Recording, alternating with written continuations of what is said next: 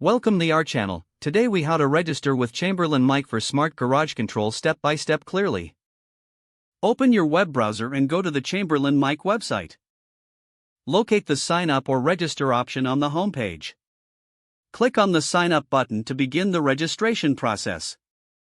You will see a form requesting your email address. Enter a valid email address you wish to use for your MyQ account.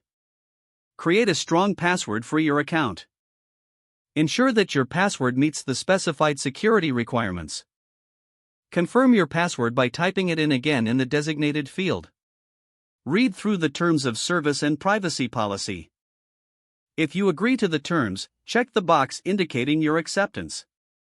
Click on the Create Account button to submit your information. You will receive a verification email shortly after registration. Open your email inbox and look for the verification message from MyQ. Click on the verification link provided in the email. You will be redirected to the MyQ website to complete the registration. Log into your new account using your email and password. Once logged in, you can begin adding your garage door opener. Follow the prompts to connect your garage door opener to the MyQ app. Ensure your opener is compatible with MyQ technology. Once added, you can customize your settings and preferences. Now your garage door is ready for smart control through MyQ. If the page does not load, refresh the browser or try again in a private or incognito window. Make sure you are using the correct email address, then retype it carefully to avoid small typos.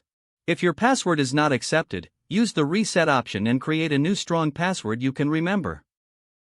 Check your spam folder for verification or security emails, then complete any requested confirmation steps.